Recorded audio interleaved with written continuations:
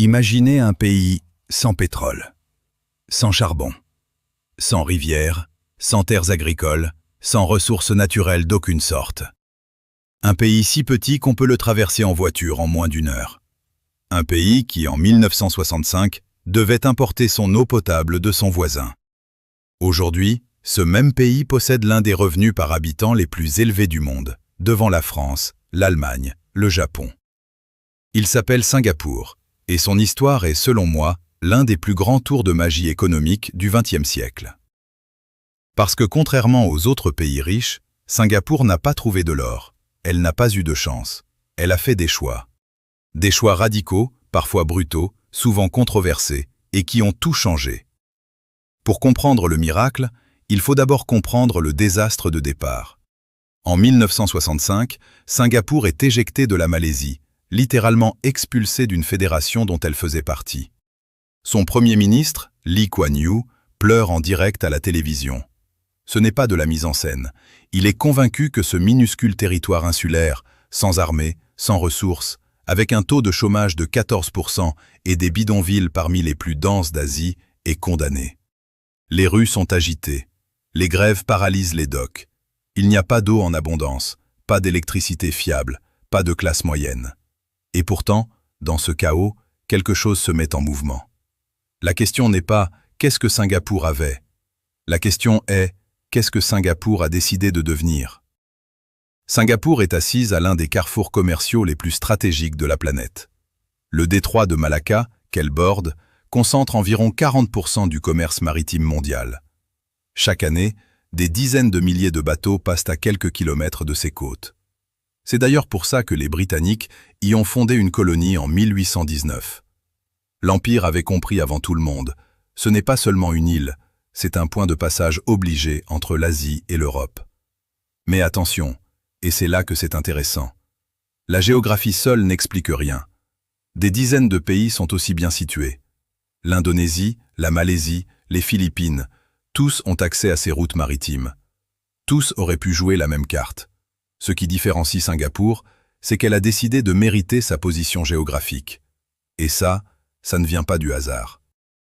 Dans les années 60, une vague de décolonisation balaye l'Asie et l'Afrique. Partout, les nouveaux États indépendants rejettent leur passé colonial. Ils nationalisent, ferment leurs frontières, protègent leurs marchés. C'est une réaction humaine, légitime, compréhensible.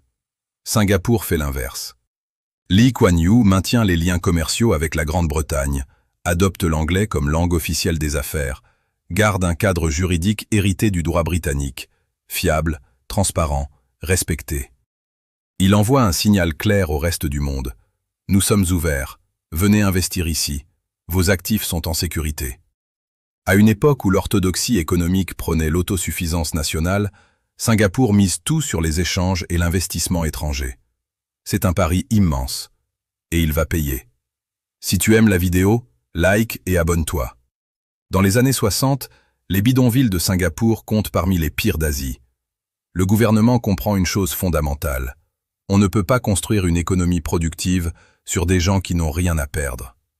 Alors il fait une chose radicale. Il construit des logements abordables pour tout le monde. Aujourd'hui, plus de 80% des Singapouriens vivent dans des logements publics de qualité. En une génération, un peuple de squatteurs est devenu un peuple de propriétaires. Le gouvernement offre des conditions inégalées aux multinationales.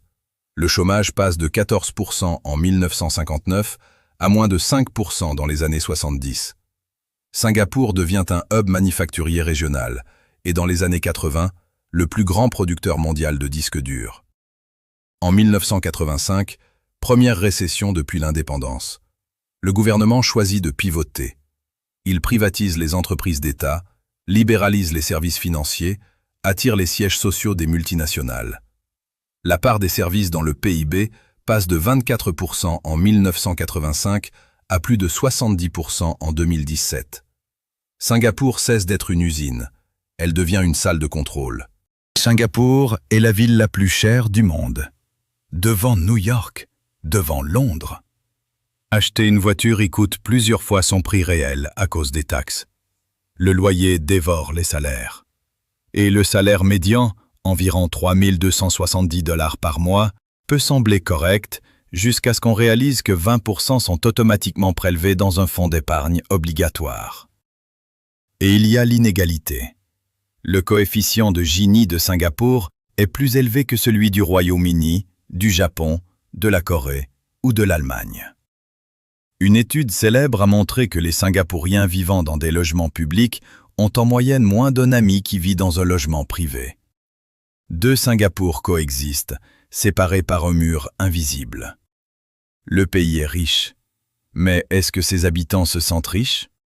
Pas vraiment. Alors, pourquoi Singapour est-elle devenue riche? Parce qu'elle a fait des choix que personne d'autre ne faisait. Parce qu'elle a regardé sa faiblesse en face, sa petitesse, son manque de ressources, sa vulnérabilité, et en a fait une force. Elle a misé sur l'ouverture quand tout le monde se fermait, sur la stabilité quand tout le monde était en désordre, sur le long terme quand tout le monde pensait à court terme. Mais Singapour nous rappelle aussi que la croissance économique n'est pas une fin en soi. Un pays peut figurer dans tous les classements de richesse du monde et encore avoir des millions de gens qui se demandent si le système travaille pour eux. C'est peut-être ça, la vraie leçon de Singapour. Construire une économie est une science. Construire une société juste, c'est un art. Et Singapour, après 60 ans de succès économique, n'a peut-être pas encore fini ce tableau. Quel pays devrais-je analyser dans la prochaine vidéo? Dis-le-moi en commentaire.